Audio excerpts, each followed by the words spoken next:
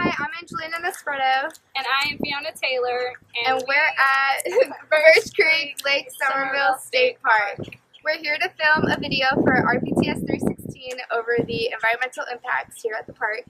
I was speaking to some of the rangers at the park, and they were telling me about some of the invasive species. One of those is the wild hog.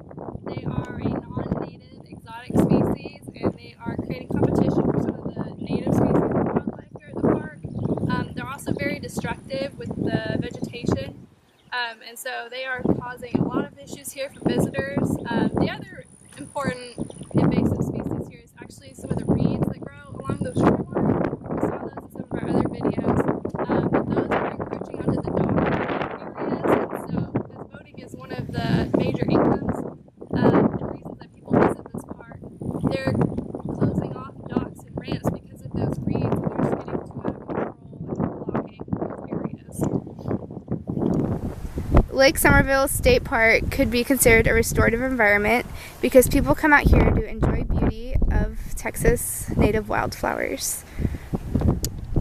As we can see, there is a lot of wasted space over here in a less developed part of the park that's not used as and one way to maximize restorative habitat here would maybe be to get rid of these parking lots or these extra spaces and instead plant more native species like the bluebonnets or just generally kind of flowers to get more people to visit this area and to increase that restorative environment. There is this hiking trail in the park. People can come here and use this for exercise, but we feel that it would be more beneficial to have it around the lake since the majority of the park is the lake and you can't really see it from this trail. This park has a substantial conservation benefit. There's actually 300 acres that is reserved as a sanctuary for migrating birds. In the flag pond, they've actually cited over 200 species, and that area is protected by the park as well. So while driving around, we've noticed there are several instances of soil and vegetation impacts. For example, at this campsite, we can see that the soil is very compacted, and that's just due to overuse in this area. So one thing that the park could do is close off this campsite for a short time, let that soil and the plants regrow, and that way when it opens back up, it'll look back more in its natural state.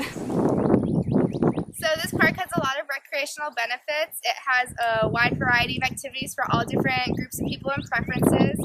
People that enjoy water activities, fishing, boating,